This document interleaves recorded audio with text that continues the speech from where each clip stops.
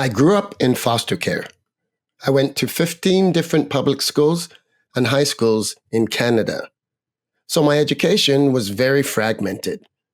My guidance counselor gave me a test, presumably to help me figure out what career path I should take.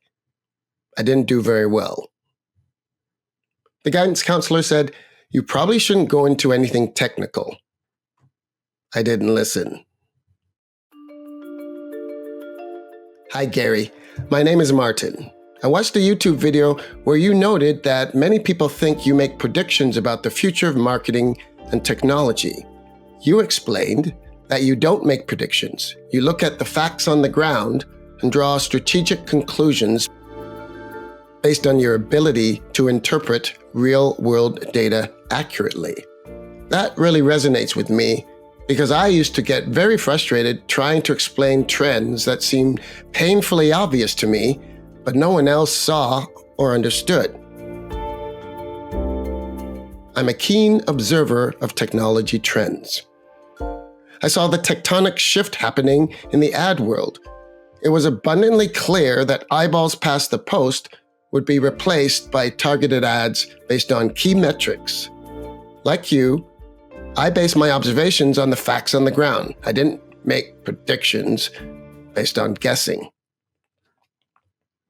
My company created a digital signage system in the early 90s based on Scala software, and we pitched retail chains on the benefits of using our targeting database to dictate local ads based on inventory, time of day, weather, and the demographics at each store. This was, of course, before the internet even existed. Virtually nobody understood the value of using a targeting database, and it was extraordinarily frustrating for me until years later, in 2010, Google CEO Eric Schmidt wrote an op-ed about the value of targeted advertising. Back in the early 90s, the eyeballs past the post model was the norm. In other words, show the ad to as many people as possible, and hopefully a small fraction of them will see it and take action. I thought that was a stupid idea, and I may have inferred that in my meeting with executives at an ad firm, which is probably why I didn't get the deal. Targeted advertising wouldn't happen for another 15 years, but to me, it was painfully obvious back then that context, making the ads more relevant and targeted, was a much better strategy, and computer-driven digital signage was capable of dynamically changing the ads at the point of sale based on inventory, time of day, weather, location, etc. I'm an extremely curious person who loves learning new things, which is why I resonate with Einstein for two key reasons.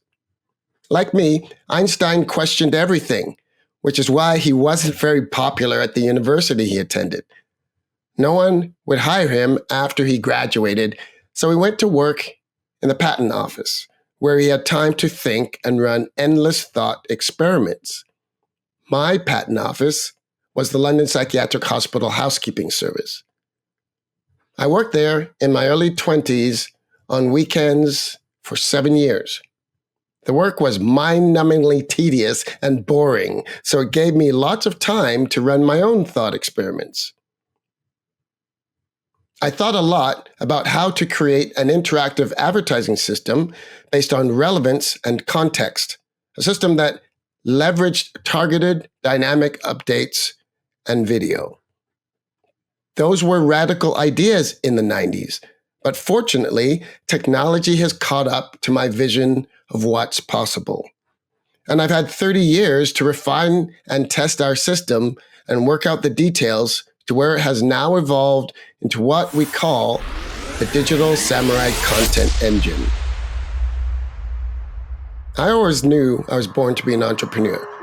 When I was 12, I ran away from an abusive foster home, a farm in the country. I walked 15 miles into the city. I remember feeling relief and a sense of freedom and adventure. But I quickly realized I had no money to eat. So I decided I would go knock on doors and ask to do yard work, raking leaves and mowing lawns to generate some cash. Well, it worked. and I proudly went off to McDonald's and had a feast. We weren't allowed to eat out on the farm, and certainly never at McDonald's. Foster care can be pretty rough, especially for a young black kid. In grade 9, I was the only black kid in my entire high school. In fact, I was the only minority, so I was bullied. Unfortunately for the bullies, I had started taking karate when I was 13, so in grade 9, I was a black belt. Needless to say, it didn't go well for the bullies. After that, they called me the Karate Kid. In 1985, when I was 20, I got a $5,000 youth venture grant from the government because I wanted to start a graphics business. I discovered an amazing computer called the Commodore 64, and I was excited to start a company to leverage its power. I submitted my proposal on a spreadsheet using VisiCalc. Nobody was using spreadsheets in 1985, certainly not 20-year-olds. The bank gave me the grant in 2 days. Now, for your old school geeks, I ultimately became a Commodore 64, Amiga, Scala, and video toaster dealer. Now that my fledgling technology company was a reality, I wanted to travel to places like New York, Los Angeles, Las Vegas, Chicago, and London, UK, to attend exciting trade shows I saw in the trade magazines. So I figured out a way to do business with companies in those places, the places I want to go, and how to get paid to represent them at trade shows. I read every magazine I could get my hands on. I did extensive research on all the new products that came out for the Amiga.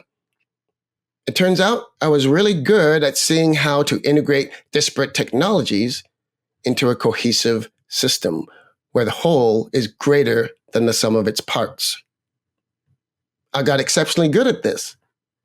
I quickly became familiar with all the latest technologies and was subsequently hired as an expert columnist in national magazines such as Amiga World.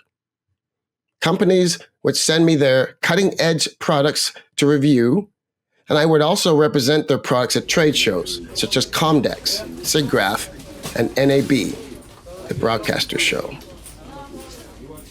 As a result of this unconventional strategy, I had what has now come to be known as a laptop lifestyle. I didn't adhere to a 9-to-5, Monday to Friday schedule, and I could work from anywhere whenever I wanted to, because I always had the most advanced technology and tools. For instance, I was wearing headphones when no one else was. In my 20s, I started a program called Digital Ronin Apprentice. I didn't have the money to hire staff, but I had a whole bunch of advanced production gear from the companies I've worked with. So I went into design schools and colleges and informed young graduates that if they would come work with me, I would let them use my advanced technology and teach them production skills. It worked. And as you'll hear later, the Digital Ronin Apprentice program is a core part of our strategy today.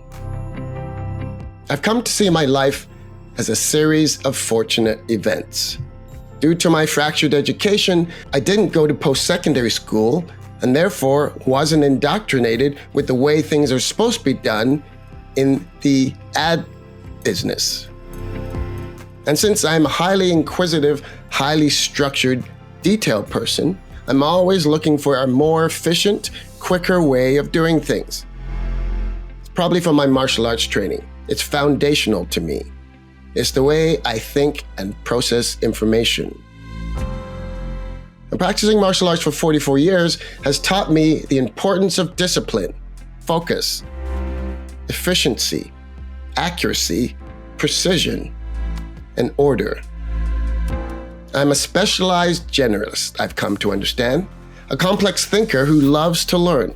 Probably due to my upbringing in foster care, I love mentoring and training disadvantaged youth. Like you, Gary, I'm keenly aware of the paradigm shift currently transforming the world of work. For the young generation of Gen Zers and millennials, the highly structured Monday to Friday 9-to-5 work week is a thing of the past. It seems clear that most Gen Zers want to be creators, influencers, YouTubers, or gamers.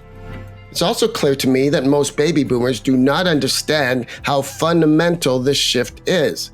They often view influencers with derision and dismiss creators, YouTubers, and gamers as vacuous, entitled young people who should just get a job. They're wrong. What the older generation fails to understand is that due to the democratization of technology and the ubiquitous nature of platforms such as YouTube, Facebook, Instagram, Twitch, Discord, and TikTok, it is now possible to make a living doing anything you want. Of course, it takes discipline, focus, tenacity, and grit, but it's possible for a young person to build their unique brand and create recurring revenue streams by monetizing their unique story. I spend most of my time around Gen Zers and millennials, whether teaching karate or through my Digital Ronin Apprentice program. Turns out, young people want the flexible freedom lifestyle I've experienced for the last 30 years. I have the advantage of thinking like a Gen Zer with 30 years of knowledge and experience. I've leveraged that understanding and knowledge to create programs that reimagine the future of work the way young people envision it. Digital Samurai programs are designed for Gen Zers and millennials who want curated experiences, doing things they love, and sharing those experiences with like-minded youths who are focused, goal-oriented, coachable, and willing to learn faster and work smarter. I spend a lot of time thinking about what would be required to enable that kind of lifestyle. Youth entrepreneurs need to effortlessly capture ideas and information coming into their digital world, archive and retrieve it at will, then share and collaborate with production teams with minimal friction to turn that information into valuable content for their tribe that generates automated recurring revenue streams. That is the game. And that's exactly what the Digital Samurai system does. And it does it in real time. First principles thinking dictates that everything you do all day, every day is data management and communications. To the degree that you take the friction out of those processes, you will be more or less successful. Digital Samurai clients and strategic partners can create content in any form at any time on any device. The assets come into our system where we turn them around in minutes and hours, not days, and deploy them across the client's social media platforms. The process is complicated, and there are a lot of moving parts. But from the client's standpoint, the technology and the production process are invisible. This is a profoundly important point. Everyone who's ever done anything creative knows that creativity happens when you're in the zone, the flow, the vortex. Solving technology and production problems is the antithesis of creativity. So the longer we can empower clients to stay in creativity, the better.